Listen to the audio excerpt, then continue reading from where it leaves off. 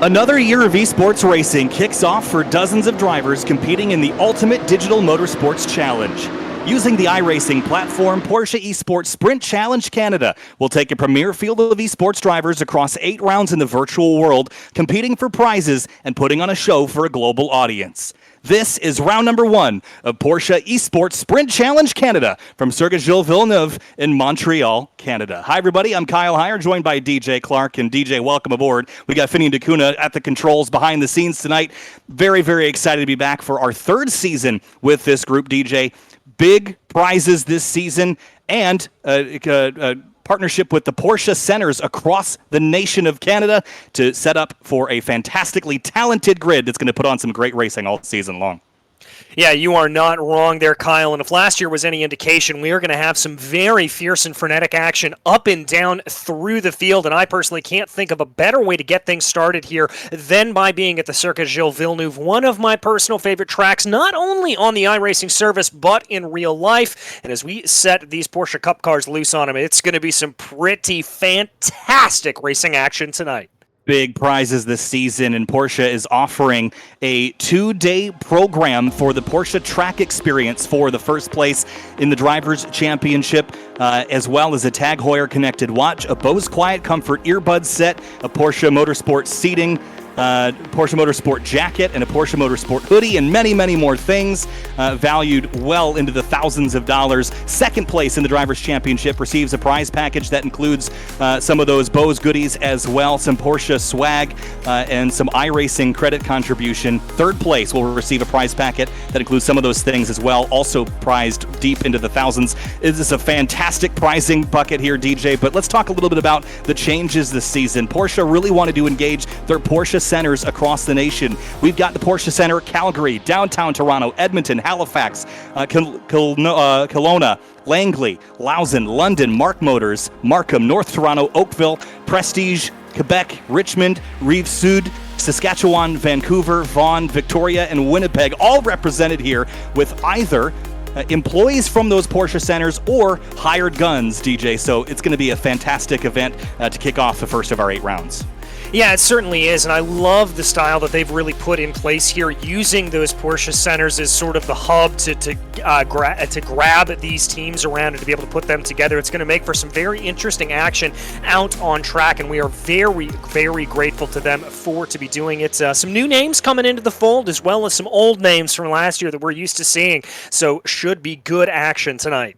Yes, certainly. Some of the names that we are familiar with, Racine Fazui currently atop the board here in the late stages of the practice session. Phil Bouchard, Antoine Lacarite, Suelio Almeida, Guillaume Levesque, and many, many more that we're familiar with. Qualifying underway here, DJ, as we head down to the racetrack. But before we get too deep into that, let's have a look at our track map for today. Circuit Gilles Villeneuve, a street course in configuration. It's, of course, home to lots of motor racing action throughout the season, but a classic street course that is a blast to watch of these Porsche 911 992 GT3 Cup cars. Yeah, it's absolutely fantastic, and it's a place that, well, it looks like there should be ample overtaking opportunities, especially with the runs down into turns 3 and 4, 6 and 7, and down into 8 and 9. But really and truly, where we're going to be seeing the most action here today is going to be down into turn 1. That's going to be your primary overtaking opportunity. Watch out, though, for on the exit of turn 14, that is the infamous Wall of Champions. Something tells me that we may see a driver or two get collected into that wall here tonight, as it seems to get somebody almost every race that we see from this circuit on the Ile de Notre Dame. Yeah, you're walled in pretty tight around the several kilometers of racing. That final chicane, big curbs to bounce off of as well. Let's head down to the racetrack and get qualifying underway. 2 races in each of these rounds, a 15-minute sprint followed by a 30-minute sprint. And one of the changes this season is that drivers cannot reset on the racetrack during their qualifying run.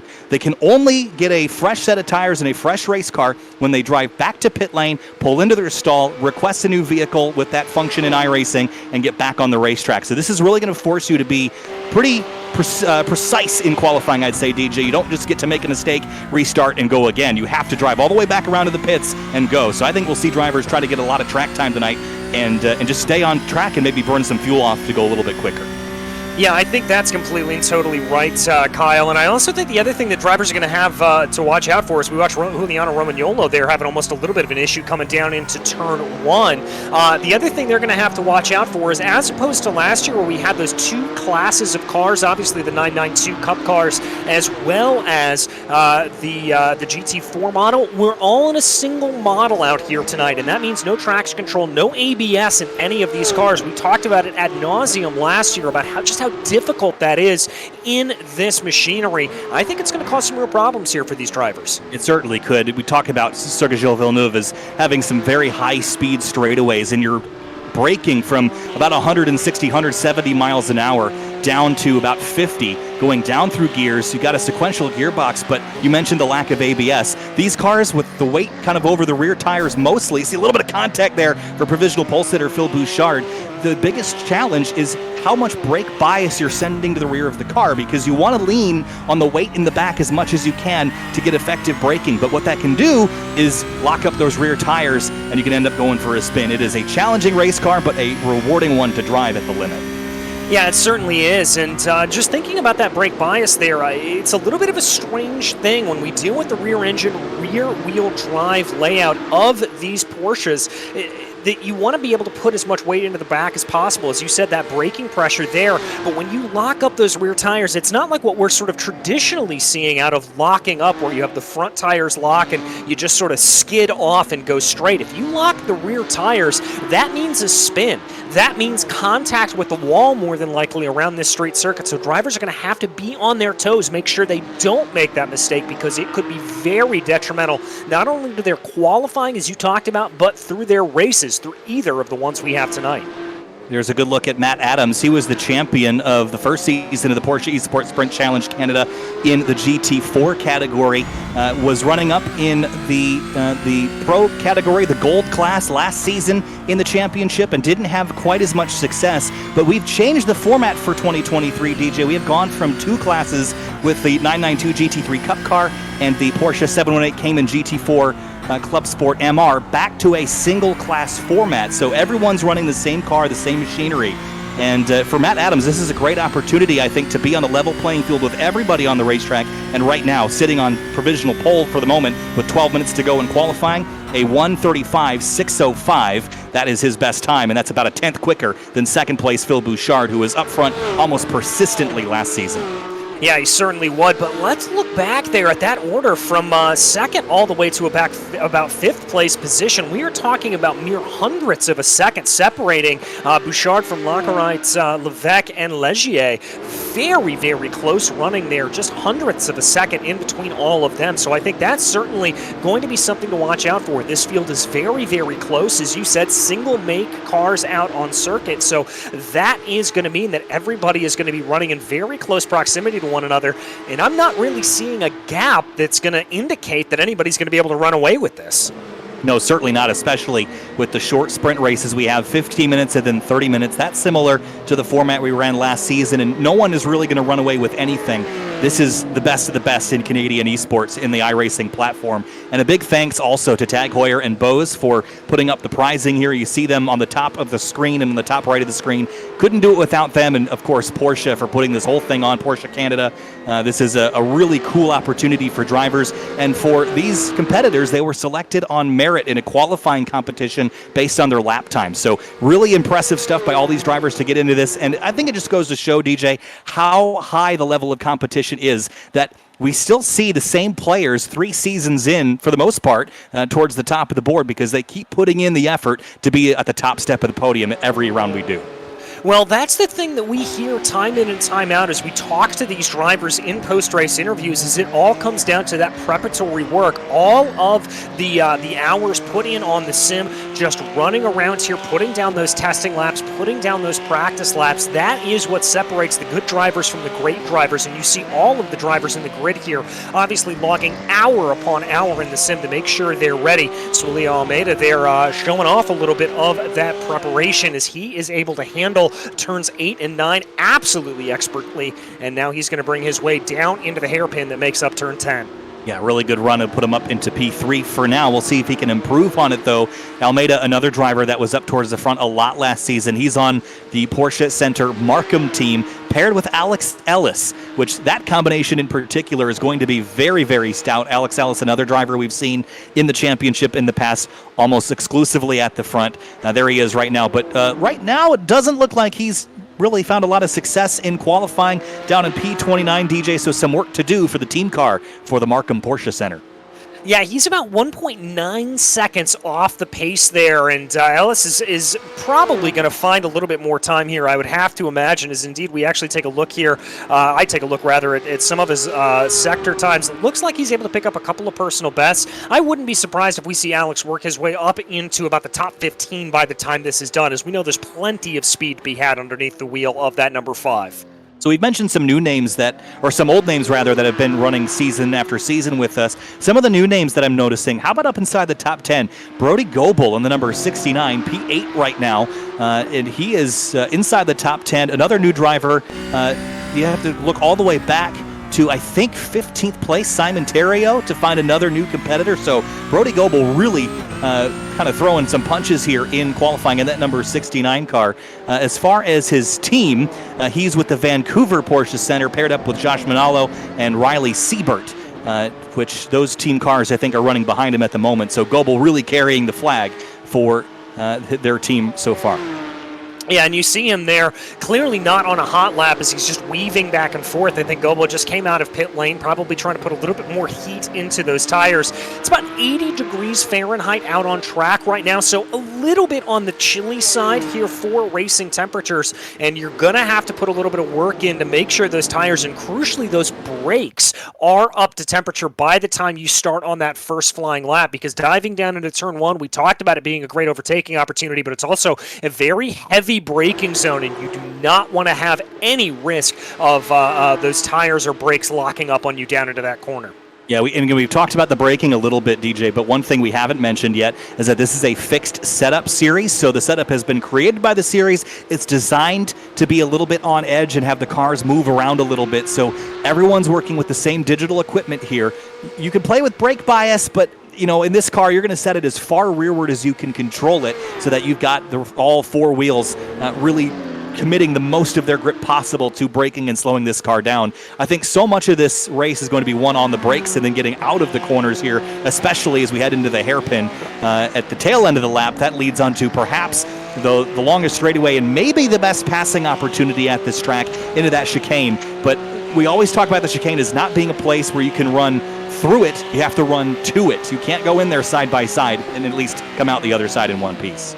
Exactly, and that's really why I talked about, as Bouchard's going to have a little bit of a run in there with the 000 machine. That was Nicky Chan, and Bouchard on a quick lap there, we're hearing, so that's not going to make him all that happy, I'd have to imagine. But to your point, Kyle, yeah, going down into the Quebec wall, the Wall of Champions, that chicane through 12 and 13 really is a one-way street through there. You've got to make the pass before you get into that braking zone. Otherwise, you're going to have one or both drivers either finding themselves with a slowdown penalty by blowing the braking zone and cutting across the runoff area, or even worse, you're going to find yourself into the outside wall. And the challenge here is that if you make that mistake, your race is effectively over, because not everyone is going to make that mistake.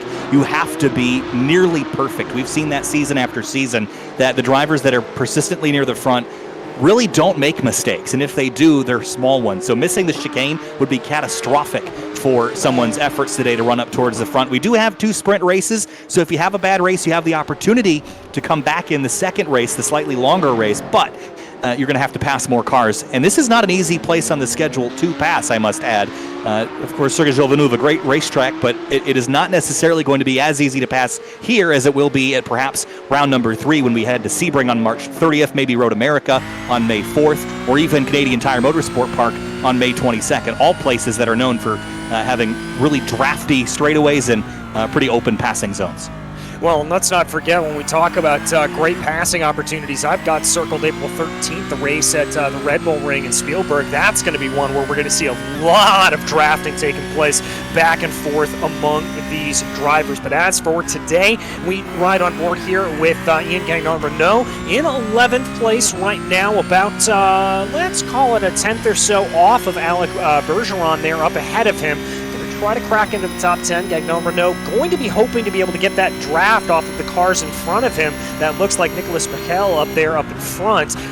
Not going to be, I think, close enough to get the maximum draft range there, but about 1.1 seconds behind. He'll definitely get a little bit of a feel of it here as he crosses the line.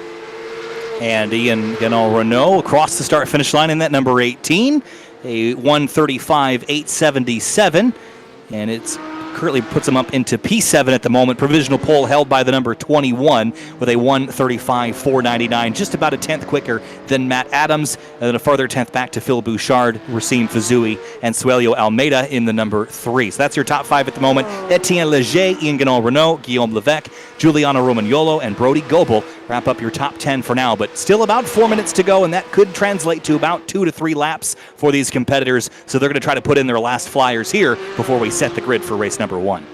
Yeah, and it looks like Leger going to be trying to be setting a good flyer here. The number 2 is going to come across the line right now. Let's see if that's going to be an improvement for Etienne. No, it's not. A 1:37.181. Not going to be an improvement there from that point, so he'll get another chance to be able to re-rack, restack, and try everything again.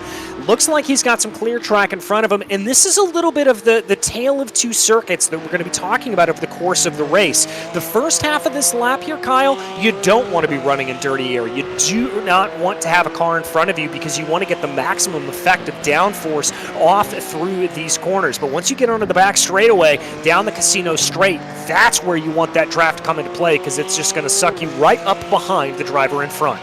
If I'm not incorrect, I think Etienne Leger actually has his Porsche Center Mark Motors teammate behind him on the racetrack. That would be none other than second place Matt Adams at the moment. So if you're going to work together, this is about the best you can do here in qualifying, is maybe provide some draft. And maybe Matt Adams can cling on here and draft his teammate Etienne Leger and perhaps knock the 21 off provisional pole. Yeah, hopefully going to be able to see if he's able to do that. Adams has a good line through the hairpin. It's a little bit of a strange corner. It really widens up on the exit there, much more than you think it normally would. So you're able to take a very, very wide line, actually get on the throttle quite early in that corner. But right now, Adams is just going to tuck up behind here his teammate, and they're going to dive down into 12 and 13, going through. Takes a big, healthy amount of curbing there on the entrance curbs and the exit curbing. Now he's going to bring his way back across the line. Let's see if he's going to be able to improve here and jump his way forward, get that 10th of a second that he needs. Doesn't quite look like he got it. No, didn't do it that time. Actually didn't even have a time recorded, at least on my end. Didn't count for him. So must have either touched a wall or gotten an off track or something of the sort for his teammate.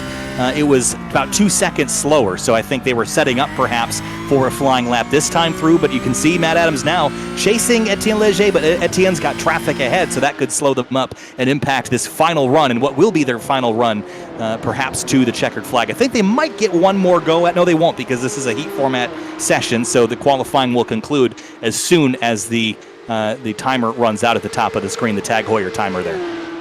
Yeah, it certainly will. And by the way, that is Josh Manolo that they were having to work their way around. That is that white machine there. Whoa! Whoa, that didn't end well. It didn't, and around goes Matt Adams into the tire wall there and just got kind of crossed up. And traffic is hard at a place like this when pace is so different. In the races, I think if you can get clear racetrack and clean air and get ahead of everyone, you're going to be in a good spot. As it looks like the 21 went even faster. Antoine Lacharit in the 21 car, a 1:35.453. That is a very lightning quick lap. That is a 10th and a half better than Matt Adams in P2 right now, DJ. Yeah, and it's pretty much the largest gap between drivers that we see until we get all the way down to 13th and 14th. But let's see here if Phil Bouchard is going to be able to do anything. The number 73 working his way down. He is for the Rivsud Porsche Center team. So there he's going to bring his way down through the corner. Big clobber of the curb there. He's frankly lucky he didn't make contact with the wall of the champions on the outside. That was such a big hit. Bouchard going to come across the line right now. Are we going to see an improvement here? Yes! It's not going to be enough for pole, but it will be enough for P2. That was a great run there by Bouchard, and you saw how aggressive he was into that final chicane, DJ. I think you have to be. The margins for error there are so tiny, but think about how much starting up front will help you tonight versus starting 10th, 12th, 15th. You have so many fewer cars to pass already, and the 15-minute sprint is going to be a chaotic one just by its nature. So I think that was a really impressive run by Bouchard. Get him up onto the front row as qualifying completes, and Antoine Lacharite in the number 21 is your pole sitter for this. Phil Bouchard will start on the outside of the front row for race number 1. But DJ, it is going to be an exciting race. 15 minutes is about 10 laps worth of racing here, and then we're going to re-rack them, restack them, and go for 30 after we conclude that first race. Yeah, and it's going to be a short pace lap around here. They will start on the back straightaway, which is going to be a little bit of a detriment for these drivers. Going to be seeing a lot of weaving, I think, to try to get heat into those tires, and they're going to have to be careful for it, but it'll mean a great run to the line. I think it's about time to go through our starting lineup if we can. On row number 1, it's going to be the number 21 of Antoine Lacharite, alongside Phil Bouchard for Rizoud in the number 73 on the outside front row, DJ. In row 2, it'll be Rim Fazui and then Matt Adams for Mark Motors there in the number 17.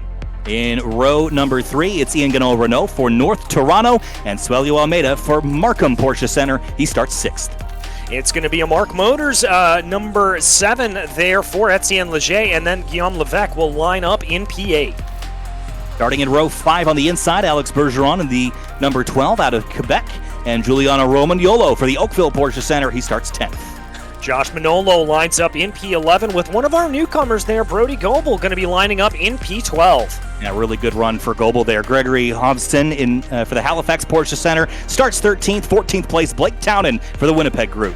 15th place is going to be Alex Ellis in the Markham number 5 machine. Then it's Zoran Radosavich there in Winnipeg. From Winnipeg, they are lining up 16th.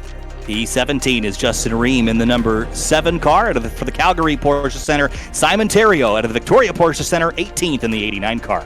Enzo Johansson for Quebec is going to be lining up in P19. Then Josiah Farrow for London in P20. 21st place is Gustavo Fozier in the 23 out of the Victoria Porsche Center. Stephen Warcup returns for Porsche Esports Sprint Challenge Canada action in 22nd. Nicky Chan lines up 23rd with Chris McGrath to his outside in 24th position. All right, we'll let the rest of those scroll on the bottom of the screen because it's almost time to go racing here from Circuit Gilles Villeneuve. And I believe the intention was to have a full pace lap to warm up tires and brakes, but they did not get that. So they're going to head off into the first corners without really having those things fully warmed up, DJ. That's going to be treacherous as we get set to go racing here in a moment. Yeah, I've got to be very, very tentative on the brakes here, and because this is a rolling start... well, we're going to get an extra lap, actually. We are going to get an extra lap. So that will help out the tires and brakes warming, so the lights will stay on the safety car for now. And give everyone a full lap of action in this race. We have 42 starters going all the way back to Nicholas Michel in the number 11, starting in 42nd place.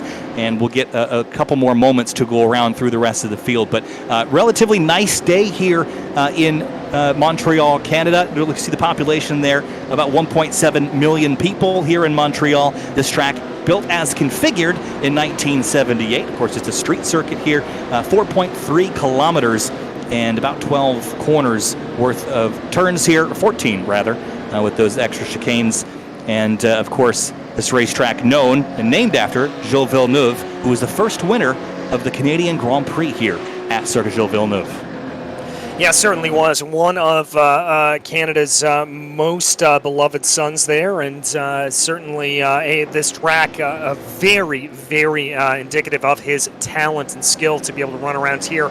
But as we see everybody working their way now through the second set of chicanes, I like what I'm seeing here. We're not seeing a lot of brake checking necessarily from drivers in front. Indeed, they were actually warned about that in the briefing, that excessive acceleration and dragging the brakes would get you a penalty here early on. So drivers being very, very cognizant of that. I'm going to expect a lot of that weaving that we talked about down the back straightaway. Probably not so much of it here at this point, because you do have to sort of watch out for these curves. But Lacharite just bringing the cars around here, around the field right now.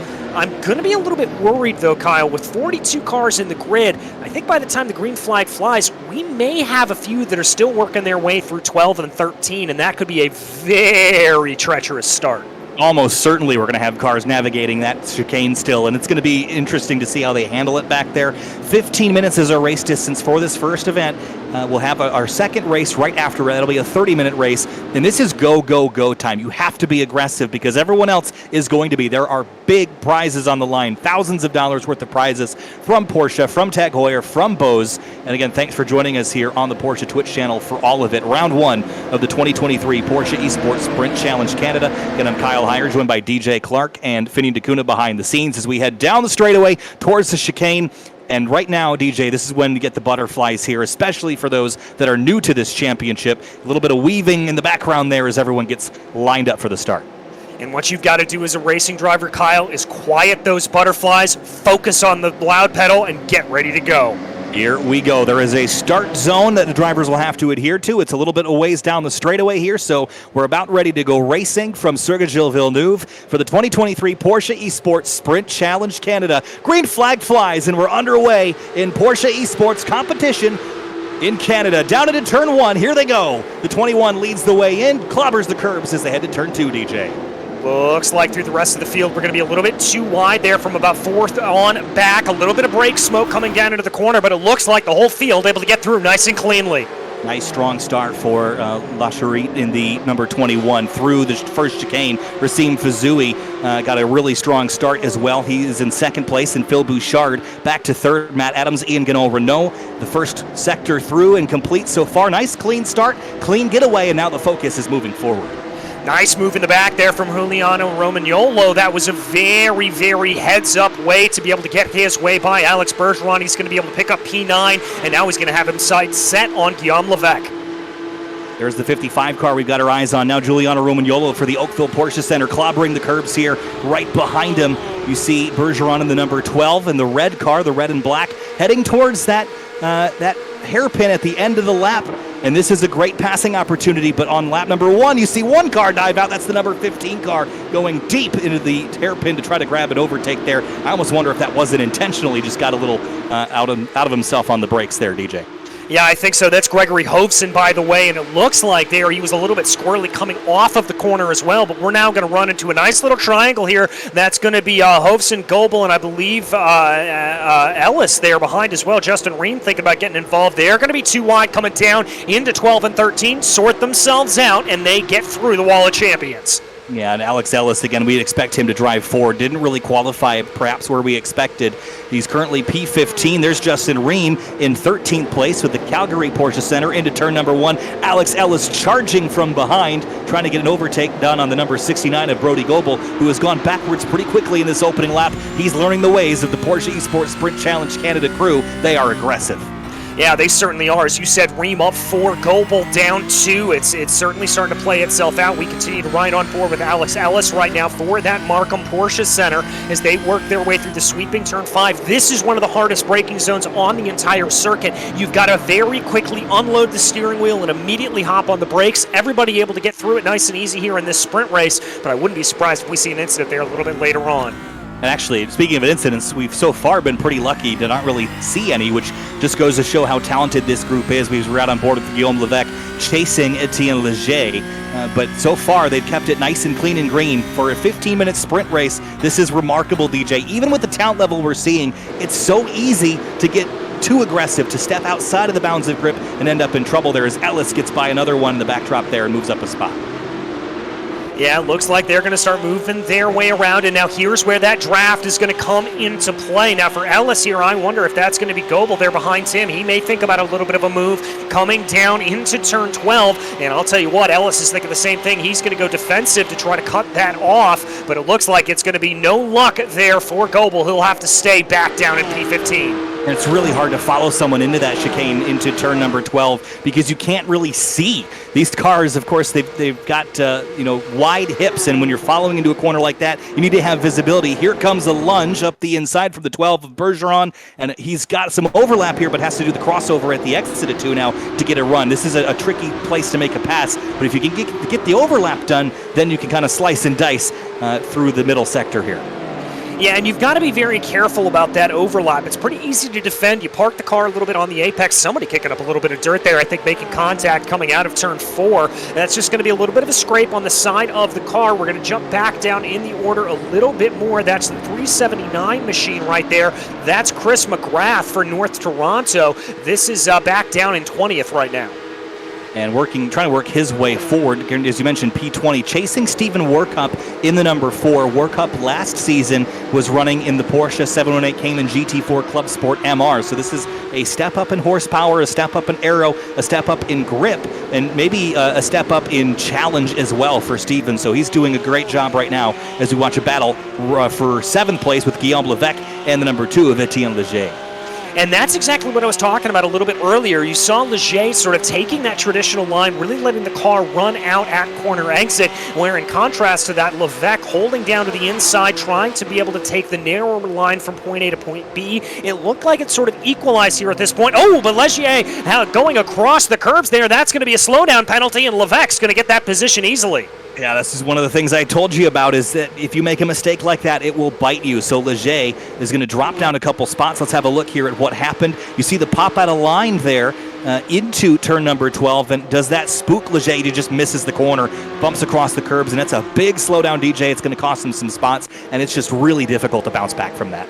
Yeah, it certainly is. And I've got to give credit there to Levesque. I think you hit the nail on the head. That was him getting into the head there of Leger a little bit. I think Leger missed his braking marker, missed his turn-in point because of that pop to the inside. And that's going to be something that Levesque's going to keep in the back of his mind. Absolutely. We go back up to the lead with the 21 for Team Lausanne. That's the Lausanne Porsche Center. And Riv Sud behind with Racine Fazui and Phil Bouchard running in 3rd. Pretty much nose to tail, but look at the team cars running P2 and P3, DJ. Pretty dream start for Fazui and Bouchard. I believe they were teammates last year as well, I think. So they're going to be paired up again as they head down into the hairpin here. And looks like Bouchard is just barely keeping touch with Fazui. But they are all just having a really good show. I think the 21 was also teammates with at least Bouchard last season. So it looks like a similar story this season in 2023. Yeah, it certainly does. And to your point there, Antoine has sort of been losing a little bit of time over the past 2 laps there. He's lost about 0.3 of a second. That gap was up at about 7/8. And now it looks like Antoine's going to have to fight back for it a little bit as he comes down under 0.5 of a second. Coming across the line right now, the draft coming into play. We take a look a little bit farther back down in the field here, though. Suilian Almeida, a name that we called out quite often last year as he tries to work his way ahead. That is Ian Gagnon-Renault there in the pink machine right up in front of him. Yeah, Almeida, again, he was up front a lot last season, but he was kind of overshadowed by the team that we just mentioned with the 21, the 58, and the 73. So Suelio looking for a little bit of a rebound and try to jump up into the top of the points this season. As we mentioned, he's paired up with Alex Ellis, and right now Almeida runs P6. Ellis is down the order just a little bit in P14. So it looks like they just need to find a little bit more pace at the moment as we jump on board with Justin Ream, and there's Alex Ellis chasing him down. He is moving forward. It's just slow progress so far as we reach the halfway point of this first race.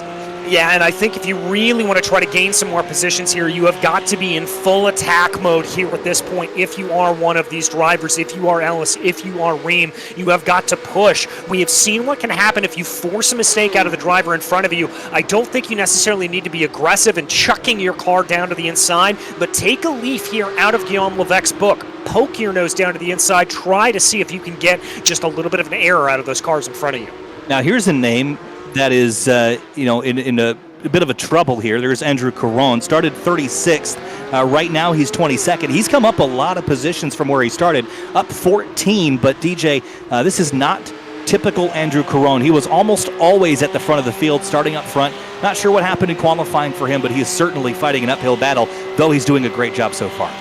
Yeah, our biggest mover and shaker here thus far, Caron trying to do what he's able to do. We've got a spin around in front. That's Justin Ream off to the side, coming out of the wall of champions. Oh, did he get to the wall, too? Is there any damage on this car? There might be, but Justin Ream turned around backwards. Let's see what happened. Was he popping out of line looking for a pass? And does he get too much curb here on the left? Oh, he gets checked up because the car in front of him slowed up a little bit to not hit the wall, and he had to bail out of the throttle. It shifted the weight forward. No more weight on the rear tires, and around he went. Yeah, there's the checkup. You see him just have to jerk the wheel to the left-hand side. I wonder if there could have been a little bit of dab of the brakes there as well. Oh, that's going to be Ream around again, going from bad to worse here on this lap for the number 7. Yeah, tires are hot. You picked up some clag on your slicks as you go offline there as well, so it's just going to go even worse for him. So down into the low 30s now for him, and it's going to be, again, an uphill battle. That second race is 30 minutes. You've got more time, but you're already putting yourself in a hole. I mentioned that the champions last season didn't make a lot of mistakes, and if you finish 30th in any of these races this season, you've got a lot of work on your hands. And you might already have to be hoping for some dramas up front to maybe even have a championship run. This is round 1 of 8, but it's that important, that critical, that you are absolutely perfect as much as you possibly can be all season long. Yeah, you cannot make a single error here or you will find yourself down in the order. No drop weeks for these drivers, so every single points scoring opportunity you have to absolutely maximize on. And Ream here, unfortunately, finding himself pointed the wrong way and going down through the order. We've got a couple of little battles starting to trickle out over the track. This is Gregory Hopes and then Alex Ellis. Now, Ellis is not going to have to worry about Ream from behind, so he is able to be on full attack mode here and try to see what he can make out of the number 15. And this will put him up into 12th place, a little bit closer to a top 10 and closer to his teammate, Sueli Almeida, up in 6th place right now. So good progress for Alex Ellis. Running out of time, though, under 5 minutes remaining. And I think a top 10 might be out of the question for this one unless there's some more dramas. You see him working the wheel there over the curbs, trying to get the grip from the rear tires after getting them airborne. But I think he's got pace left. I think he just needs the track position and a little bit of a battle here up for 2nd place, or 2nd place rather, Racine Fazui. And is that Phil Bouchard who's gotten past? Yes, it certainly does look that way. The teammates putting a little bit of a battle there on, and as a result of that, they've lost time with Antoine Lacharit up ahead of him to the tune of about 1.5 seconds. So if Bouchard has got the pace here, he has got to get a full boogie on to try to gain back in on the number 21. Yeah, I think you have to look at Bouchard as a potential winner for the championship. Successes last season. So maybe Racine felt like Phil was a little bit quicker. They're going to trade spots and see what Bouchard can do to run down the 21. But running out of time now, so it might have been too little too late. We'll see what Phil can do from P2. Yeah, we'll have to see what he is able to do. It does look like Lacharit has just been absolutely perfect here. Going to jump you a little bit farther back down in the order with Enzo Johansson right now in 16th place. He's going to be trying to make a move on Simon Thierry and see what he's able to do down into the corner. That's also Zoran Radosavage up ahead of them, as it looks like Brody Goebel comes down into pit lane. Yeah, I'm not sure if there's a penalty he's having to serve or if he's got some damage, but he is on the pit lane going very slowly. There's a couple other cars that have joined him down there. The 23 car I see, that's Gustavo Fozer in there. Curtis Fung is on pit lane as well. They've had some dramas here, some damage, but he's going to roll into the box and come to a stop. So some issues now for Brody Goebel. And he had such a strong start. It's a disappointing end to race number 1. Yeah, it certainly is, but I've got to think here for Brody, with that strong start, we're going to see him be a little bit better off here. And sometimes when you enter into the first round of a series like this, you figure out what your weaknesses are. For Brody right now, looks like his race pace is a little bit off of what he would expect it to be, so maybe that's something that he's going to learn for next time when we head out to the Nürburgring, and he'll kind of focus in on that and try to improve that race pace for round 2. On board with Zoran Radosavage here, and he's got the 89 right behind him. That's Simon Thierry, a little slip for Simon, and he's got Enzo Johansson right behind, willing to take advantage of it. He's going to drop to the inside, and it's a drag race now to the hairpin. It looks like Johansson might have it done. Yes, he will, into the braking zone. Gets it done clean and easy there, and that's going to actually stack up the drivers behind them. Now that's Stephen Warcup and Chris McGrath, and look at that run for Warcup coming off of turn 10. He's going to be putting pressure now to the back of Thierio, as we'll have to see if he's able to get a move done here down into turn 1. Now Stephen Warcup working with the Edmonton Porsche Center. Vincent Trepanier and Spencer Reitzma, in the Edmonton Porsche Center team. So a trio of teammates for that group. And look at the scrap going on back here just outside the top 10. It's getting exciting here. About 2 laps left here in race 1 of 2. Yeah, only about 2 laps left. These drivers certainly know that, and I think that's why you're seeing here a little bit more aggression out of them. Nice little battle a little bit farther back down in the field. This is Nathan Bartley trying to hold on right now to 22nd position. That's Bartley chasing down on Arthur Chan, who's in 22nd. and good battles all throughout the field. And we're used to seeing this in the Porsche Esports Sprint Challenge Canada, but wherever you look, first, second, 15th, 25th, you're going to see battles all over the place. You see the car right behind Arthur Chan there in 22nd. Of course, that's Nathan Bartley. Get the wall there at the exit of the corner, and that'll scrape up the right side, DJ, but with a minute left, I'm using anything I've got left, and if I need to scrape the wall to get there, I'm going to do it. Yeah, most certainly. You're not going to suffer too much aerodynamic damage there from doing that, but it looks like Bartley here is going to try to make a little bit of a move going down into 8 and 9. He's going to have to do it the long way around. That's not going to play itself out. We jump you back up here to the battle with Romagnolo and Bergeron, as now Alex Bergeron for Team Quebec looks very strong here coming down the back straightaway. Bergeron's had a really good run. He's going to give a shove to the back of Romagnolo, go driver's left. I said you can race to this chicane. You can't race through it. Who gives? Looks like it's going to have to be Bergeron there. Levesque able to hold it out, but remember, if he's able to get this run timed correctly, we may see Bergeron pop down to the inside here to try to make that move work. Oh, great crossover move here. He's on driver's left, heading into a left-hander. Right behind him, Etienne Leger trying to bounce back from his slowdown. Looks like Bergeron's got the pass complete, and Leger now comes into the party for 9th place. And perfect defense there from Bergeron. Just parked it at the apex like I talked about and absolutely prevented any sort of over-under maneuver there from Giuliano Romagnolo. Brilliantly done and crucially timed because we are on the white flag lap. Last lap, last time to get some positions here if you can. And looks like up front, the 21 of Lacherit has got his advantage over Phil Bouchard and Racine Fazui. Phil is running him back down a little bit. Last time by was 4/10 quicker, DJ, but he's just run out of time. But that is a lesson learned for the second race, that Phil's got more pace than Racine, and that might mean that they've got their sharpest knife in the stack going for the top victory here in race number 2. Look at this battle here. Is that Alex Ellis or is that Suelio Almeida here battling? I think that's Almeida, P6, right ahead of Guillaume Levesque. Yeah, and he tried to get a little bit of a look down into the inside there to the inside of Gagnon Renault, but that didn't play itself out. Now Renault's going to be able to get the nice little pull there up in front from Matt Adams. That may prevent Suelio from getting a move done here, but everybody's snaking their way down the backstretch. Final couple corners for the front runners here, the 21s that come on through and pick up the race win. Antoine Lacherit in the number 21 brings it home for Porsche Center Lausen in race number 1, and it's Bouchard, Fazui, Adams, and Guillaume Renault. A little bit of a scrap there to the checkers as Almeida comes across the line, P6. Then Guillaume Levesque, Alex Bergeron, Giuliano Romagnolo, and Etienne Leger. Great battles inside the top 10 and outside, DJ, and we get to do it all over again here shortly.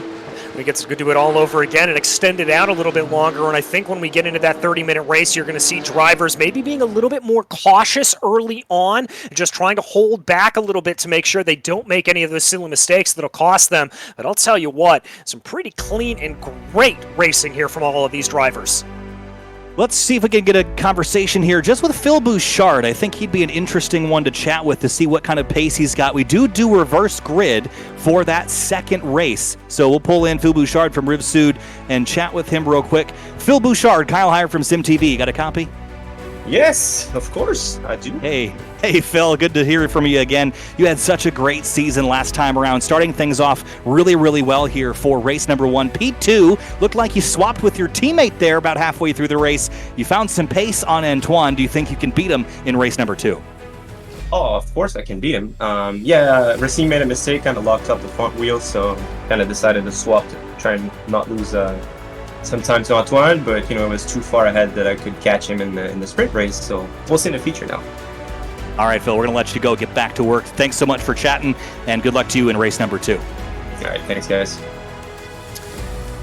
And again, he's very confident, DJ, but I like that. I like the confidence that he's got, but who knows? I mean, we're going to do that reverse grid. It's going to make things a little bit more chaotic, and P10 will be P1. I think that's going to be an interesting battle to watch.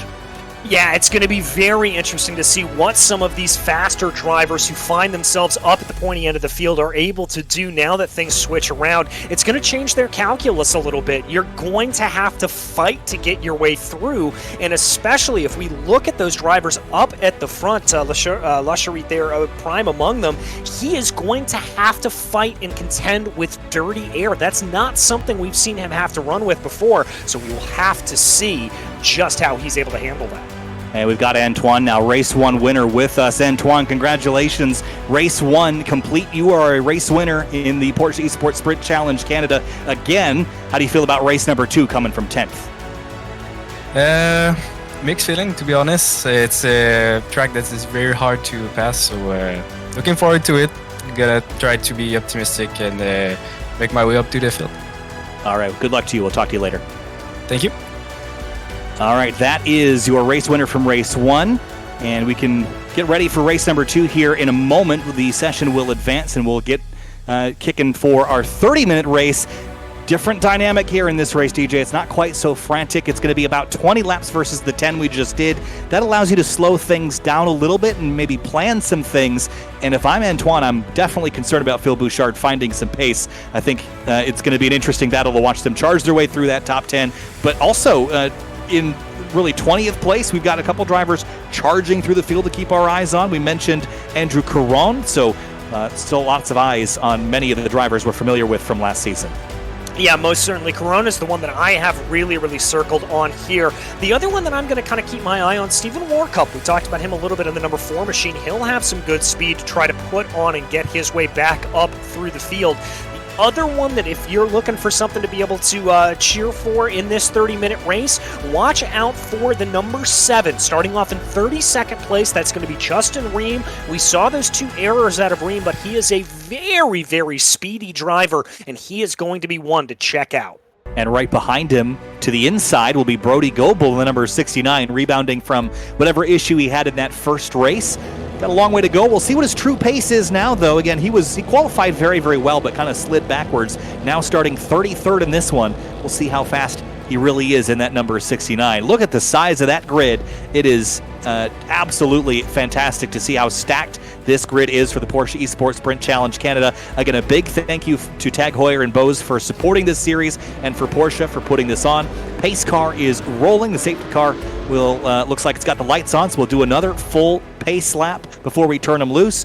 Just going over prizing once more, the first place prize for the Drivers' Championship this season receives a prize package that includes a spot at the Porsche Track Experience program at the 2-day performance level, bridging the gap from virtual to reality, as well as a Tag Heuer connected watch, a Bose Quiet Comfort earbuds, Porsche Motorsport swag pack, and more. So that's what's on the line for the winner. Of course, prizes run all the way down to 4th and 5th and even 6th and beyond.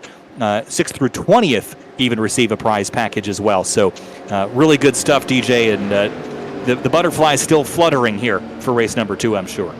Oh, most certainly. I think these drivers are certainly going to have to be on their toes a little bit and make sure that they know who to watch out for, because that's the other thing is these drivers are doing a little bit of a download from that previous race, making notes of who was quick, who's around them, who they're going to be able to race with, who they've got to be a little bit scared to race around.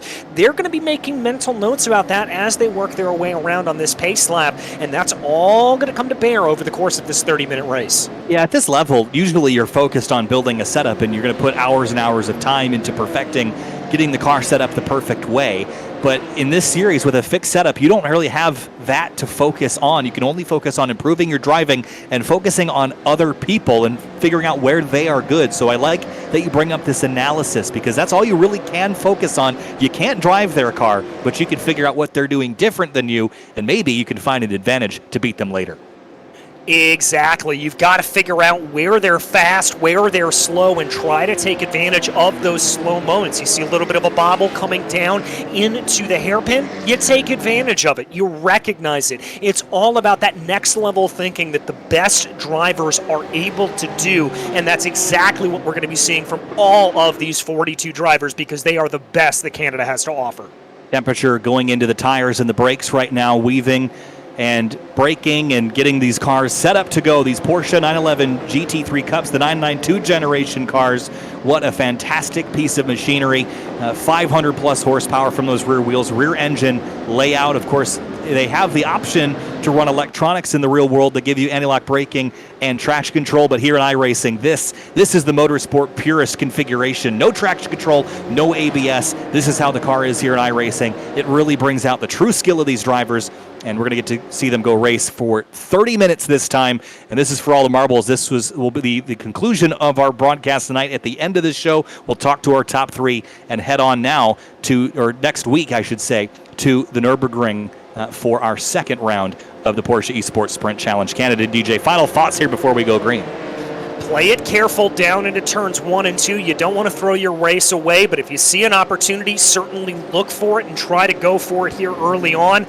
Here we go, coming out of the final chicanes. Waiting for that start zone before you can launch and go to green flag racing. Everyone stumbling through it in the background there. It's an awkward place to go side by side, even at pace speeds. Green flag flies again. We're racing the Porsche Esports Sprint Challenge Canada, door to door down into turn number 1. We're almost looking 3 wide there, mid-pack as we head to the first corner. Very aggressive start there from Matt Adams. He's already up 2 positions there in that number 17 machine. Going to drop down 1 spot there. He was one of those cars making it 3 wide, but a good getaway from our top 2 of Leger and Romagnolo. They're going to start to pull away at the front of the field. Awesome smoke in the backdrop. We'll let you know if anything dramatic happened out of that. A little bit of side-by-side in the background. I think that was Suelio Almeida that was door-to-door with somebody in the number 3 car. He's gotten sorted out now just ahead of Antoine, the winner from race 1, and Phil Bouchard, who was runner-up in that first race that was running Antoine down. But I think Antoine has actually come out ahead of Bouchard, which is a critical pass here in this race. Look at Almeida defending now from behind. Yeah, That's Alex Ellis. That is Alex Ellis that's going to have to put up a little bit of a defense here as he's going to be trying to hold that out. Josh Manolo behind him. He's going to slot into line. A little bit of side-by-side farther back. That's Carone and McGrath. And again, Carone already making up 3 positions here in about 7 corners. Yeah, this is Carone's race for sure. He's got everyone bunched back up. He made up basically 15, 16 spots in that first race. Big dive on the brakes and smoke ahead. That's cars around, multiple cars involved. Looks like Alex Ho. I think Bartley may have been involved in that as well, as it looks like a pileup going down into the hairpin. And Bouchard was involved in that. He dropped down to 18th place after all that. Here's a look at what happened. Bouchard really gets the worst end of it here, I think. Gets hit from behind and turned around. And that was the number 15 that looks like just missed that braking opportunity going down, and that caused an absolute stack up farther down through the field. Oh, man, that is bad news. We didn't see almost any incidents in that first race, just a couple single car things, but that was a big one down there at the hairpin, and it's frantic right now. So we jump back up the road here into another battle, and this is getting very interesting indeed because this is for the race lead. This is Etienne Leger trying to cling to it. Giuliano Romagnolo, Guillaume Levesque not too far behind, and Alex Bergeron, how about him up to 4th place? Remember his big dive into the chicane? He is back up now inside the top 5 because of that invert and now the pace that he's carrying into race 2. Yeah, he's doing a good job here at this point. He is down 1 position. Levesque was able to jump him off of the start, but if he's able to hold on to the back of that 888 machine and just tow himself along in the draft, that should be good enough. The one thing he is going to have to worry about is Matt Adams is behind him now. He's about 0.7 of a second behind him in that number 17 machine, but that's going to be within draft range, but he's going to be able to buy himself just a little bit of breathing room here, and that's what he's going to be hoping for at any rate. Definitely going to come to blows at the front of the field, though. Just 0.4 between Etienne Leger and Giuliano Romagnolo. A little bit of side-by-side even further back now, as I think that's the 21 of Antoine Lacherit, who's back in the mix here up into 9th place. Not a lot of progress, though, I would say, after lap number 1. With how frantic the start was, I thought almost certainly we'd see some more position swapping, but at the end of now our 2nd lap, we really haven't seen a lot of shuffling inside the top 10. That's just how close it is. It's so hard to pass, and you get put out of position. It's going to take you 3, 5, 10 laps to get back where you were before. Yeah, it certainly is, and it really is a testament to the driving ability of all of these competitors out here today that you've got to watch for a mistake. As I said earlier, you've just got to watch for that minuscule blip or bobble that they're going to have, and then if they're able to take advantage of it, that's when you want to go and try to make that move. Here's Lacherit now down into the corner. Looks like he's pretty good on the binders as he tries to close up behind those cars. Levesque also looking pretty good on the binders as well on that 888 machine.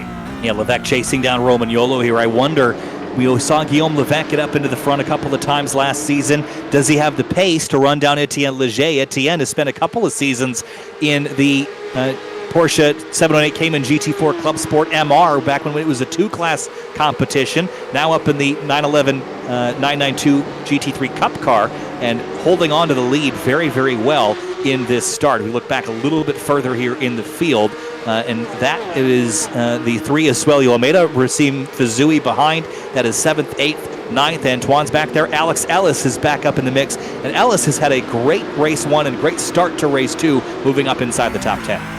Yeah, he's up 3 positions at this point, so Alex is doing a good job. He needs to close down a little bit more on La Charite up ahead of him. The gap is about 1 second right now. That's going to be just outside of maximum draft range, so he's going to want to try to pull up there. But I think the good news for him is La Charite looks to be a little bit plugged up as that big draft train with Fizui, Almeida, Gagnon, Renault, and Adams continues to exist, and that's going to plug him up a little bit and maybe give a little bit of time. Oh, slow down. Almeida. Oh, man, that is going to be huge here for Almeida. He's going to drop behind his teammate, and let's go back and have a look here. It's probably going to be on the left side of this chicane again. Just gets in here a little bit too hot, trying to chase down the drivers ahead. Right here, hits the curb, and that wasn't even that big of a cut, but it is enough to get you a slowdown penalty. There is a very fine line, and if you cross it, you will have to give up time. Yeah, you'll have to give up time, and you can see what can also happen even if you don't get that slowdown penalty, as he almost made contact there with the Wall of Champions, was very lucky to be able to hold on to it. So Suelio's going to find himself now back down in 11th position. He's down 6 since the start of this race. The only thing you can do at this point is not make it worse, so don't panic. And we know that Suelio is a world-class driver. He is not going to throw this thing away just because of a little mistake there, but it is going to put him back a little bit outside of the top 10 as we have a look at Phil Bouchard back up to 14th after getting looped. He had fallen as far back as 18th place, and you see he's as high as 9th, so really he didn't really go anywhere after the initial start, got looped around, and now is hunting his way back forward as Almeida picks up one more spot and now is behind his teammate Alex Ellis. Yeah, he's going to be in there as we've got a little bit of a battle now. Matt Adams, Racim Fizui, and Ian Gagnon Renault all trying to duke it out here. This was all precipitated by Matt Adams being very aggressive down into the hairpin. He is going to be pushing here at this point, and look at that defense from Gagnon Renault, absolutely weaving back and forth down the back straightaway. And here into the chicane, side by side. You cannot do that. Someone's not going to make it. Little touch there as they get to the Wall of Champions. Somehow, they don't clobber the wall. They come out the other side in one piece and without slowdowns. That's incredible. That is incredible, but you can see there the little bit of the bump, the absolute slide there from La Charite. And I'll tell you what, that allowed for Suelio Almeida to get himself involved in that conversation, and Matt and Alex Ellis as well, as Ellis tries to work his way around right now on the outside of La Charite. This is fantastic stuff. Ellis trying to work the outside here. This is a hard pass to make. If you can stick here on the left, though, they're going to touch, and La Charite gets pushed into the wall. Here comes Almeida now with a big run on his teammate. This is getting very spicy indeed here. La Charite had nowhere to go. Almost ended up in the concrete here at Montreal. And remember when I said earlier about just how tricky of a braking zone it is going down into turns 5 and 6? Suelio Almeida just did that in his sleep, making 2 positions up. Amazing stuff, and look at this gaggle from behind. This is Zoran Radosavich. Antoine La Charite's in this as well. Enzo Johansson. Phil Bouchard is in the middle of this somewhere, and Andrew Caron is also in the midst of this chaotic battle here. This is fantastic stuff. One car off, that's Zoran Radosavich. He got in the short end of the stick, and that fight got booted off the track. Yeah, he's going to find himself a little bit farther down in the order. There's the number 21 machine of La Charite as he tries to work his way around. Enzo Johansson right up ahead of him. He's going to be hoping for a good tow here, but we're going to get locked up into this draft train. And when you have these multiple cars, it makes it that much harder to be able to get a pass done. One driver doesn't have that problem. Leger up at the front of the field, and Romagnolo looking like he could close down here any minute. Yeah, he's not leading by much, though. It's only 0.3 of a second. That lead hasn't grown. It hasn't shrunk. He's just kind of holding station out front, but he doesn't have enough of an advantage to take a breath or take it easy. He has to keep on it right now, and Romagnolo is certainly applying the pressure here. And look at this battle. That's the 91 car under fire. Enzo Johansson, and a touchdown here into turn 1 as La Charite pops out of line and takes the spot back. That was some gutsy stuff there from La Charite, but he was able to make it work. He's very lucky that didn't come to more blows, as that is a high-speed section of the track. Even though you are starting to slow down, we have seen what can happen in real life when drivers make contact there going down into the Senna S's. This is such an important championship for these drivers. They have invested so much time and energy into the qualifying portion, going for thousands of dollars of prizes. And here's a lunge from behind on Johansson. That's Bouchard squeezing through. Almost they touch, and around they go. They crash, and now they're trackside here, and that is Bouchard, your race 2 runner-up driver. Yeah, and it looked like here that this was just a disagreement about going into the corner and who's going to be able to get the position on corner exit. You see they barely give each other enough room there, and it looked like Bouchard may have given a little bit of a pinch down to the inside there of Johansson. Neither driver willing to give way. Yeah, I'd have to agree with that. It's very, very tight, and it's hard to really place blame in a situation like that. Maybe you could argue that at that point they should have backed out and Bouchard should have had the corner. But in my book, if there's a space to if there's a car to the inside, you got to leave him space. He had him run up on the curbing and kind of drew that contact there, I think, unfortunately. But he's going to pay the price and will drop down all the way down to 33rd place as we jump back forward here a little bit and watch the battle between the 86 car of Josh Manalo and Antoine Lacherie, who's trying to claw his way back inside the top 10 and reset where he was at the beginning of the race. A little bit of contact in the chicane we're hearing as well with 20 minutes to go. Yeah, and look at the back of that car from Manalo. That's a little bit of rear damage to that number 86 machine. Now, it doesn't look like that's affected the diffuser too much. It's very, very minimal, but it could just barely affect his straight line speed. And rest assured, Lacherie will know that, and he'll be looking to make an attack. Racine Fazui up in 5th place for Team Riv Sud, the teammate to the 73 we just saw go around a little bit. He's putting some pressure to the back of Alex Bergeron here for 4th, who has run a very good race in race 1 and race 2. Bergeron now feeling the pressure as we go back a little ways. Here's a pass for position there as the 86 of Manalo drops a spot to Lacherie, who now reclaims a spot inside the top 10. Yeah, he's going to be on a good charge here at this point. Again, making that move into turn 5. If you aren't gutsy enough to be able to make it work, we have seen here multiple times that it can be a good way to do it. Looks like we've got a little bit of a battle here, though. This is Racine Fazui in the number 58 machine. He's going to be under pressure here from Alex Bergeron. Yeah, they just traded spots, and they're going to maybe trade it back. So the hunter becomes the hunted. Here comes Bergeron. He's going to stay in behind.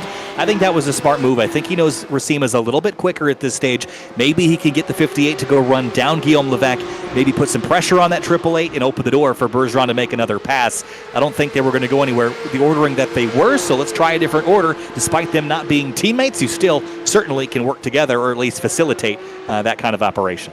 Well, and that's exactly the kind of thing that I was talking about before this race started, Kyle, is just thinking ahead and recognizing the drivers that you're around. I guarantee you there was a mental note there made by Alex Bergeron that Fazui's going to be a driver he can give a little bit of a bump to, that he was able to do that and not feel like it was going to put him at risk. If that was another driver, we may not have seen that. So that's that next level thinking here from these drivers coming to play. Another driver I've been keeping my eye on, Brody Goebel. Remember, he started 33rd. He's up to 18th place now, trying to put some pressure on Justin Essier. So really impressive work there by Goebel to move his way back forward after having that issue in race number 1. So he's going to salvage, if he can finish this out, he's going to salvage a pretty respectable result considering he had to drive from essentially the tail end of the field. Yeah, and even though that may not be the biggest point walk away here for Brody, he's going to really be able to hang his hat on this, and he'll be able to carry some good momentum and good confidence coming into the race at the Nürburgring, and that's exactly the kind of thing you want to have if you are a competitive racing driver. You want to feel that confidence, for lack of a better term. You want to feel that swag a little bit. You want to have that moxie going into a race. Certainly, and while we've got this battle up front brewing again towards the second half of the race that we're about to enter, I wanted to bring some attention to some other names that we haven't really mentioned a lot of. You see a pass here. Is that a slowdown for one of our competitors? Is that Ellis or is that Almeida? That's Ellis. And what happened here? Wonder if he cut a chicane somewhere, but is giving up some time and dropping down the order. But anyway, I was going back to mentioning Nicky Chan, Arthur Chan, and Walter Lamb in 20th, 21st, 22nd. Haven't really talked or mentioned about them a whole lot tonight, but having really respectable races so far. Curtis Fung is back there. Jean-Philippe Dubois in the 102 back in 29th. So just some names that we should mention before we get to the tail end of this race. There's Jean-Philippe Dubois. He's seen some damage. He's with the Saskatchewan Porsche Center, but still trucking along there despite the damage on that livery. Yeah, and respect to being able to just keep yourself going around here. There is nothing more difficult than driving in a wounded car such as that. So for him to be able to carry on here, very good. But we've got to focus in on this battle as Alex Bergeron looks like he's tired of waiting around behind Guillaume Levesque, and he's ready to get the move on. But Roman Yolo may have just picked up a slowdown as that's Fazui going on by him. Oh boy, this is too late in this race to have something like this happen. Roman Yolo dropping down a couple positions here as Fazui up to second place. Now look at the battle a little bit deeper in the field here as they trade spots in the final couple corners here, and that will drop Roman Yolo back to fifth place as Levesque faces pressure from Bergeron. What an exciting couple of corners there, all stemmed by that slowdown that looked like Roman Yolo had to serve here. We're not done yet. No, we're not. That was Roman Yolo actually dipping a tire down onto the grass on the back straightaway. Cars locking up down into the corner. That's Gagnon Renault and Matt Adams, and I think that's going to be a slowdown there for Gagnon Renault. Yeah, that's going to hurt him a little bit. I don't think he lost a ton of positions in that, but now look up the field here. Here comes the pass down into turn number 1. That is Almeida on Matt Adams. This is for 6th place. Neither of these drivers have really had an exceptional night. They've had good ones, but not exceptional, and now they're side by side. These drivers battled it out last season at times. They're going to do it again here tonight. Yeah, they certainly are. They're two drivers that are very, very familiar with one another's driving styles. Correct me if I'm wrong, I believe they were teammates last year, so they're going to know how each other drives and where to take advantage. Yes, certainly. They are on top of it right now, battling through the chicanes. Ian Gagnon Renault is going to have to rebound from his mistake and drive back forward. He's fallen to 8th place. Antoine Lacherit, by the way, up to 9th, as we mentioned a couple of laps ago, getting by Josh Manalo. Andrew Caron up to 11th place. What a drive for Andrew Caron, who again started race 1 down in the low 30s and drove up to about 22nd or 23rd place in race 1 and has driven all the way to 11th. A top 10 would certainly feel like a victory for that 06 car tonight. Yeah, he's going to have a lot of ground to make up here on Josh Manalo, but 3.7 seconds here at this point, just about the halfway point in this race. I normally would say that's probably going to be a little bit too far for him to be able to do, but we've seen that speed out of the 06 here tonight, so anything's possible. We're back to Adams and Almeida doing the little battle here on the backstretch. This is all for 6th place. Look at Almeida pushing the braking zone here, getting a little bit more curb, but Matt Adams gets an exceptional exit. Did he just touch the wall there a little bit, kicking up some dust and debris with the wing end plate maybe touching the wall of champions, using every inch of racetrack available? Yeah, I just went back and took a look at a replay, and he did indeed brush the wall a little bit. And rest assured, those little mistakes like that, that's going to be something that Swirl de Almeida is going to be making a mental note about. But they can't wait around here. Gagnon Renault and Lacherit right behind them, only 0.7 of a second behind, locked in their own battle. This very, very shortly is going to be a full 4-car fight for that 6th place position. And Lacherit has Ian Gagnon Renault in his crosshairs now, and everyone's watching this 21 car because of this invert and how little progress he has made. This is the first time that he's actually going to get net positions tonight, I think. So this is something everyone's taking note of for next week, is that 10-car invert for that second race really is putting some drivers through their paces. Chris McGrath has had a big problem, some damage on that 379 car. Yeah, and that was contact there. I think just based off of that replay, that may have been McGrath getting to the braking wrong. Now that's going to be the number 69 machine. Say it isn't so. That's Brody Goebel. We were talking about how great of a race he was having. That is absolutely soul-crushing for Brody. He's back in 24th place now, but he was having such a great drive, and will have to fight it back with some damage to boot. So that's just how things go sometimes. Some days are the bat, some days are the ball, and Brody, unfortunately, in race 2 has been a little bit of the ball. Look at this. Here's Matt Adams and Almeida again, side by side once more to the chicane. You cannot do that, but they have done it. They have done it, but look at this. Ian Gagnon Renault says, you know what, you're going to slow yourselves down like that. I'm going to move this car down to the inside. He's got one position. He's going to try to outbrake the number 3 there of Almeida down into the corner. Almeida gives him just enough space, and there Noah's Ark coming through too. Lacherit is going to get a whole bunch of positions out of that. He's going to get up to, 7th place now and have 6th in his crosshairs. This is phenomenal for Lacherit. Look at the racecraft we've seen, and look at them run up the outside by Matt Adams, side by side with Ian Gagnon Renault. It looks like Gagnon Renault had to back out of that to avoid contact with the wall, but getting very scrappy inside the top 10 as the counter ticks closer to 0. Yeah, it certainly does, and I think Gagnon Renault actually may have picked up a little bit of contact there with Adams potentially. Now, that car that you just saw working its way on by that purple machine, that is a slower car. That is a car that is a lap down, so nobody losing positions from that. For the lead, it got very close a moment ago. It was less than a tenth between Racine Fizui and Etienne Leger. The battle is on up front. 11 minutes to go. Fizui out of line on Leger into the hairpin. Here he comes, DJ, looking for the lead in the Porsche Esports Sprint Challenge Canada at Circuit Gilles Villeneuve.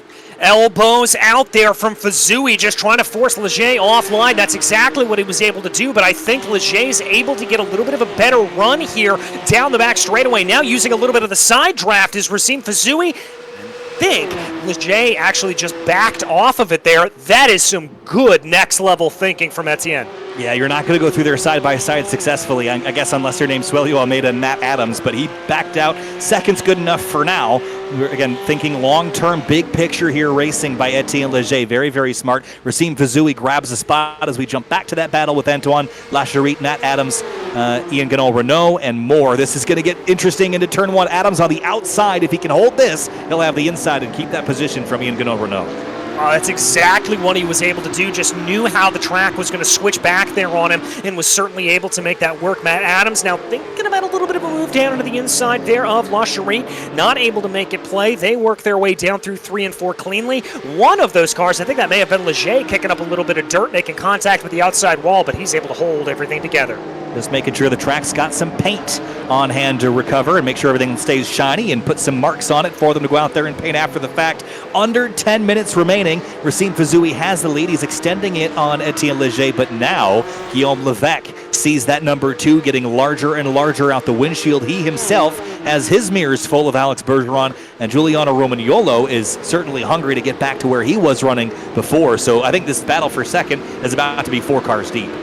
Yeah, I think it is as well. As there we watch Bergeron taking a very wide line out of the hairpin. That's what we talked about. Taking a look up at the front here is a couple of drivers being smart about how they want to position themselves as they're kind of breaking out of line there. That number 52, that's Dylan Bourget that they are working their way on by. That is a wounded car, a lap down, actually 4 laps down here at this point. So does anybody have anything for Fizui with 9 minutes to go? You see him growing that gap. It's going to be hard for Guillaume to get around and then go faster. Fizui's last lap that time through was a 1:37.734. That was quicker than, well, only Etienne Leger. Levesque ran a 36. Oh, no, that was faster. That was a 36.2 by Fizui that time. So he was the fastest car on the racetrack last time by, and that means that he's going to drive away unless someone else can answer. Look at this battle a little bit deeper here in the field here, DJ.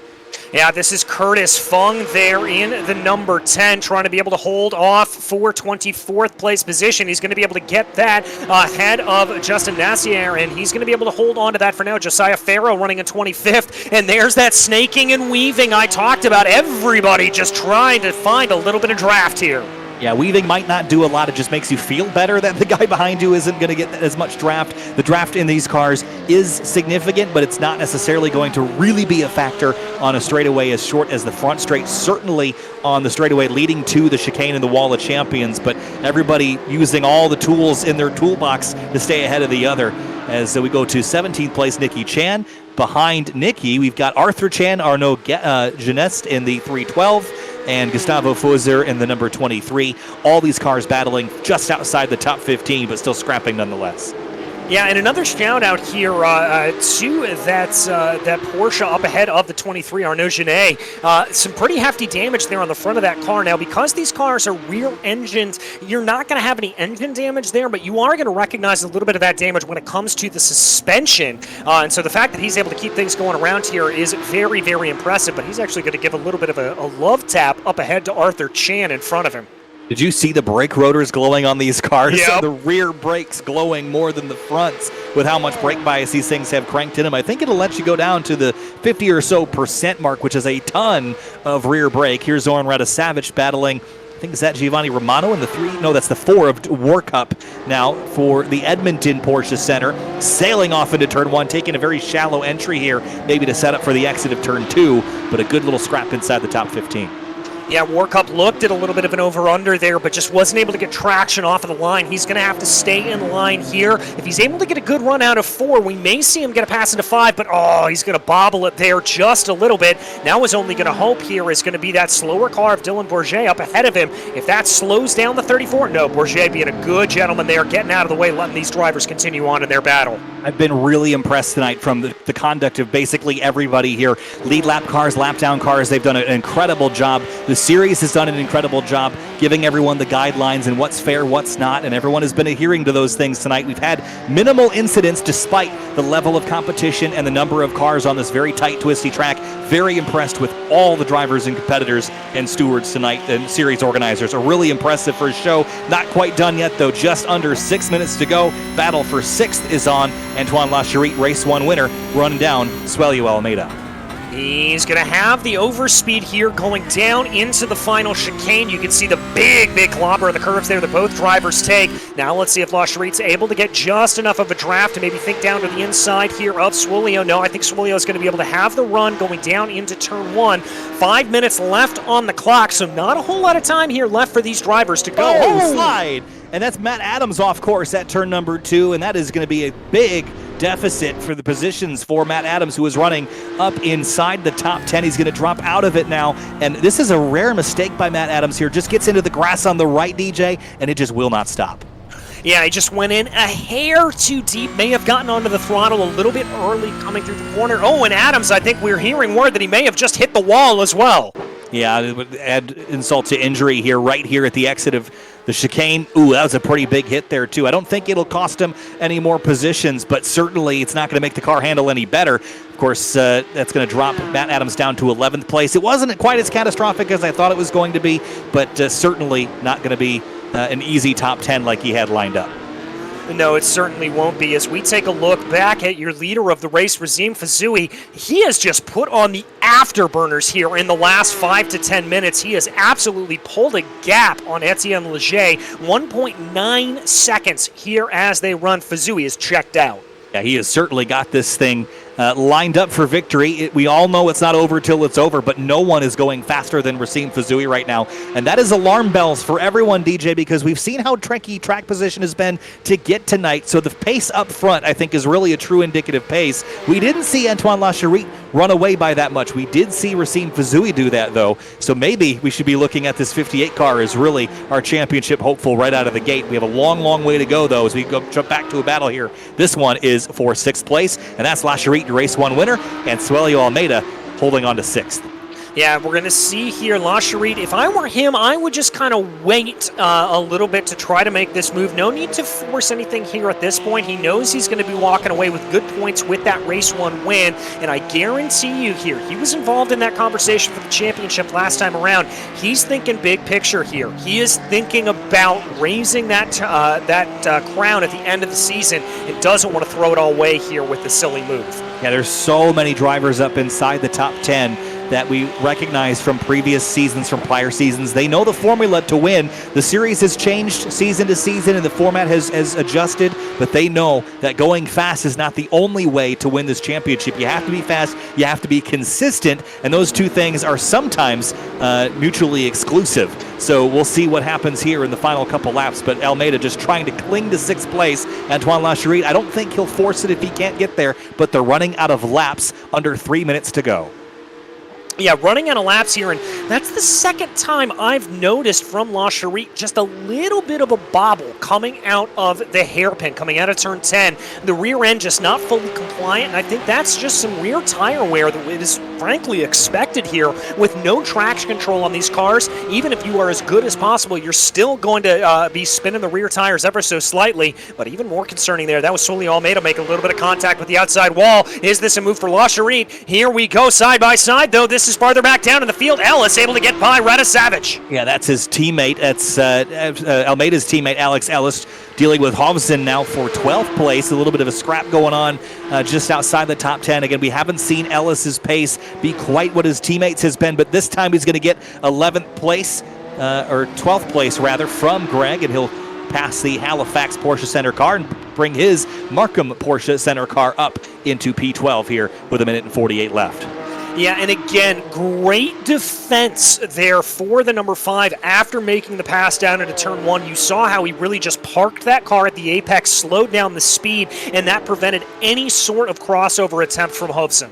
All right, we're back to the battle again, though, for 6. This one will not go away. Almeida P6, La Cherie P7, and every point in this championship is going to count. So we'll see if Antoine is thinking big picture, as you mentioned, DJ, or if he's going to try to get every last point. A big send into the hairpin, crosses over. What a phenomenal move there, and he's going to pass Almeida. That was absolutely textbook. Over, under in the hairpin. Well done there. La Cherie picks up P6. Put that on a blackboard and teach it in class. That is how you do a crossover move. La Cherie with, for me, the move of the day. Incredible stuff, Kyle. He made that look easy, and everyone knows passing Almeida is not easy. Now, what can Suelio do in response? As we get 50 seconds left on the clock, that means this is the final lap here. Can Almeida get 6th back from Antoine La Cherie into turn 1? He's got 4.3 kilometers to do it. He looks a little bit far behind here for a move down into turn 1, but we've seen Suelio be aggressive. Watch for him to maybe try to make a move down into 5 and 6 if he's able to get traction off the line here coming through turn 4. This is a critical section here because you can get really greedy on the curbs. You see him take a lot of curb on the right, not as much on the left. He's trying to really expand that exit pace here, chasing La Cherie through the concrete canyons here at the Montreal Street Course. Circuit Gilles Villeneuve closes up right to the rear bumper of La Cherie, but running out of opportunity. He might have to force this or repeat the move that got done to him the last time into the hairpin. Yeah, he very well might. We're also going to check in on that battle for P2 right now. Leger still leading Levesque and Bergeron, but the two latter still continuing to threaten here. Very, very close. Can Leger hang on to the second? Didn't have the pace to keep the lead, but can he keep P2? Levesque keeps the pressure on. Bergeron right behind in that red car now. One last run down the straightaway towards the chicane, and they have to kind of straight line that through those curbings one last time to get it all right. Racine Fizui is well clear. 3.6 seconds though. Leger P2, Levesque P3, Bergeron P4, drafting off a lap car. Final couple corners as they sweep on through 12 and 13, bouncing over curbs. Racine Fizui in the number 58 picks up a win in the Porsche Esports Sprint Challenge Canada at Montreal. Second place, Etienne Leger in the number 2. Then it's the 888 Guillaume Levesque, Alex Bergeron P4, and Giuliano Romagnolo position number 5.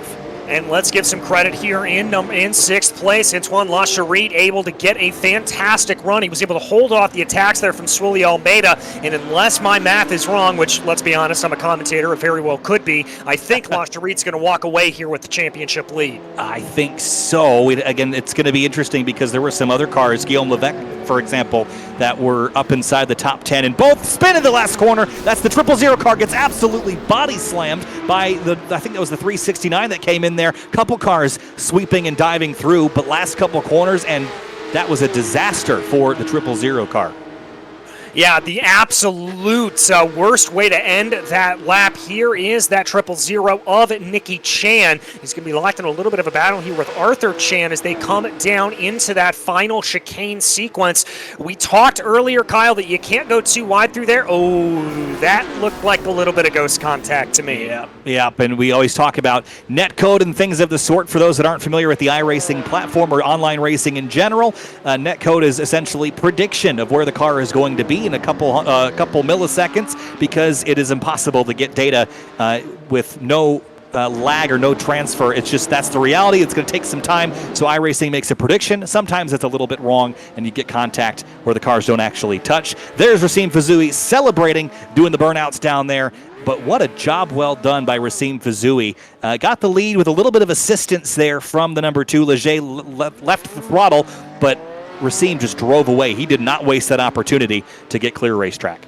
No, he certainly didn't. 2.7 seconds, the final gap at the line. Very, very impressive here from Racine. He is clearly going to be putting a stake on this championship as well. And, he finished very, very well off. Actually, as I look right now, I correct myself. La Cherie is not going to be your points leader going in. I think it's going to be Racine Fizui after this round. Yeah, and Reeve Sood also, we should mention, the team car. Remember the 73 of Phil Bouchard had a very poor race number 2 at the end of the day, but the team second in race 1, first in race number 2. So as far as the Porsche Center situation goes, Reef Sud is going to be off to a pretty strong start. There are prizes for the Porsche Centers as well, and we can get into that in subsequent rounds and talk a little bit more about what that means. But Team Reef Sud, they're going to be in a great position. Let's see if we can talk to Racim Fizui. We'll get him pulled up here in just a moment and chat with our race winner, and we'll move him into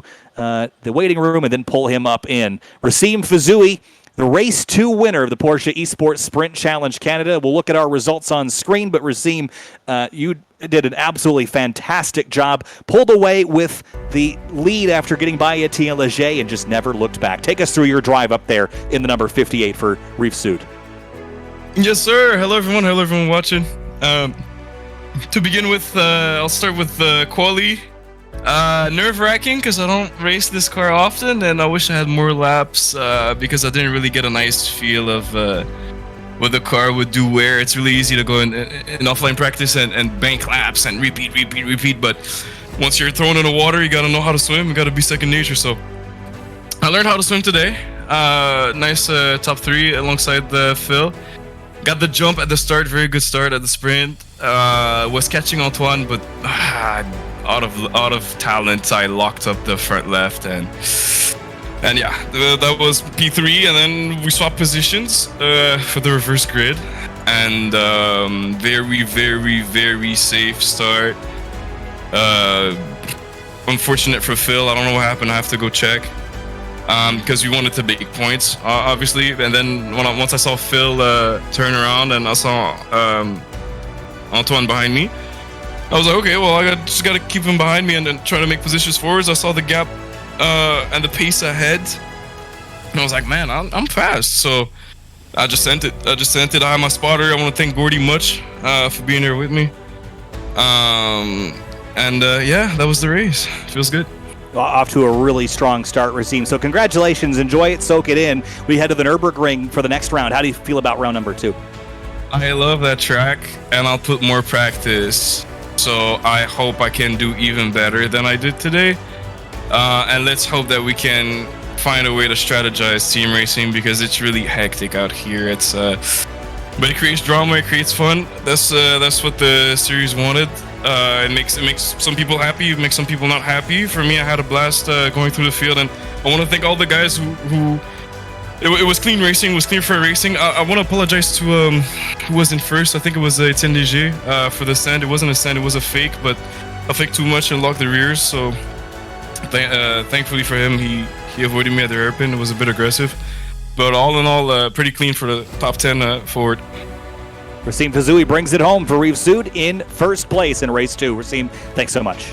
Yes, sir. Thank you. Thanks, Apex. Thanks, Advanced Motorsports. And thanks, Porsche Canada, for this league. All right, Racim. Have a good one. We'll see you next time. Cheers. Etienne Leger was second in this race, led some laps early after the invert from race 1. Etienne, you come home in second place on the podium. Not a win, but you have to be pretty happy with that performance tonight. Yeah, really happy. Before starting the whole event, there's no way I could have predicted that I would be, I guess, on the podium, right? So I'm really happy. I was a little bit nervous on the start because I thought, some people that are much faster are behind me, and I was, a little bit nervous that I would have to be defensive, but everything went well. I would say so. We head to the Nürburgring for round number 2, and this schedule, I think, in many ways is pretty reminiscent of prior schedules. So you being kind of a veteran of this series, do you feel more confident heading into these subsequent rounds, having that experience, or is it kind of all the same when the people you're racing have done the same? No, I'd say it's a confidence boost a little bit, but like in the previous years, I was in the Cayman car, so the GT4 class, which is a little bit different. So I have some learning to do, but I mean, with Matt as a teammate, it's awesome. We can push each other in practice, and I think it's I can't wait for the next event, basically. All right, Etienne. Hey, congratulations, P2 tonight. We'll see you next week. Thank you very much, and I'd like to thank Porsche for organizing this whole event, and Mark Motors for choosing me to represent their colors. We'll see you next time, Etienne. Thank you. Moving on now to P3, Guillaume Levesque in the number 888. Brings it home in third on the podium, Guillaume. Good fight there up until the end. Maybe had a shot there at Etienne Leger if you had a few more laps, but kind of resuming 2023 where you left 2022 up inside the top 5 and on the podium. Take us through your night. Yeah, at the beginning of the sprint, I was just managing a bit, and I knew about the reverse grid, and I start the feature race at the same point, so just managing tire and trying to send later. I kind of wanted to send before Racim's coming back, but I didn't add a shot to that. And at the end, by chance I managed tire because it was really tough at the end. So yeah, I'm pretty happy with the point results, especially for the team with Antoine on the win at the sprint race. So yeah, I think it's a pretty good night for us. I would say a very good night to kick things off in your 888. Guillaume, thanks so much for chatting. Your Lausanne Porsche Center off to a good start as well in the points, so best of luck to you and them as we head to round 2 next week. Yes, thanks to Porsche Lausanne, ISR, and all our sponsors. Thank you guys for the broadcast too. Thank you. We'll see you next time. Yep, bye-bye. And Suelio Almeida brings it home in P7, I believe, in this one. Brings it home after losing a spot there to Antoine Lacharitte right there at the end. Suelio, a really fun race to watch between you and Antoine, but he got you with the crossover down there at the hairpin. Take us through your night in that battle there with Antoine towards the end. It was fun to watch. Yeah, exactly. I think I could have done a much better race. I was quite strong in the practice, but I think I did not have, I was kind of out of shape mentally in this race today. Also qualifying, I could not get one single lap with the draft because my teammate had a problem.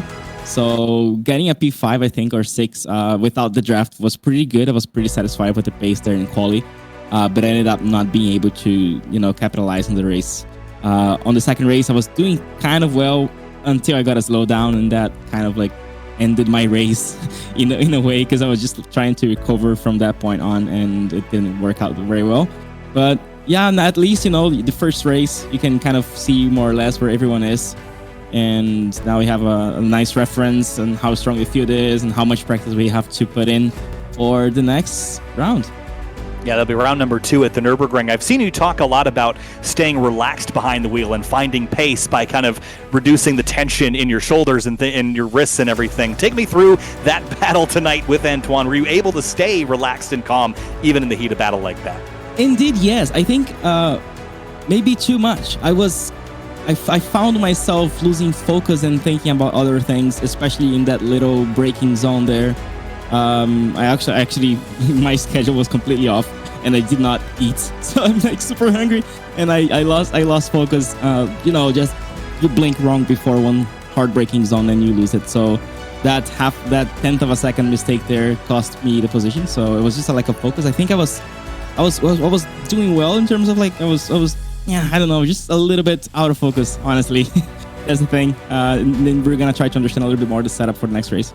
Well, P7 is out of focus. I'd hate to see what focus Suelio looks like. We'll see you for round 2. Thanks for chatting with us. We'll see you next time. Thank you.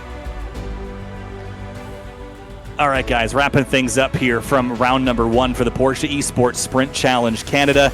Antoine Lacharitte brings home race 1, and race number 2, of course, that was an exciting battle all the way to the end, outside of the top 10 and inside the top 10, but Racine Fizui for Rive-Sud brings home the victory. DJ, final thoughts here on Circuit Gilles Villeneuve in Montreal. Pretty scrappy. I was really impressed with the drivers, and this is probably one of the harder circuits on the calendar. Of course, as I've mentioned, we head to the Nürburgring, then we're going to head to Sebring, Red Bull Ring, Circuit de Spa-Francorchamps, Road America, Interlagos, and Canadian Tire Motorsports Park will end on May 22nd, but this is just the beginning, and how much of a blast was it to watch tonight? It was absolutely incredible. It's the exact kind of racing action I expect here from this series. And, as it was last season, it's something that I have circled on my calendar. Very excited to be able to keep this going along. And I think we haven't seen the beginnings of a championship fight yet. I think there's still about 5 to 6 drivers that are going to be fighting and fiercely going for their way up at the front of the field. And certainly some trying to rebound after having a lackluster first showing. Phil Bouchard, one of those, who again, race number 2, kind of got buried down the order. Matt Adams, I think, would like a rebound in round number 2. So all to come on the second round of action, which will be live on the Porsche Twitch channel on March 23rd. So a couple weeks away, but all going to be very, very exciting stuff. Thanks so much for watching here on the Porsche Twitch channel. Again, I'm Kyle Heyer. DJ Clark was alongside tonight. Finney and DeCuna behind the scenes here. Thanks so much for watching. Porsche Esports Sprint Challenge Canada, round number 1, complete from Montreal. We'll see you in Germany at the Nürburgring on March 23rd.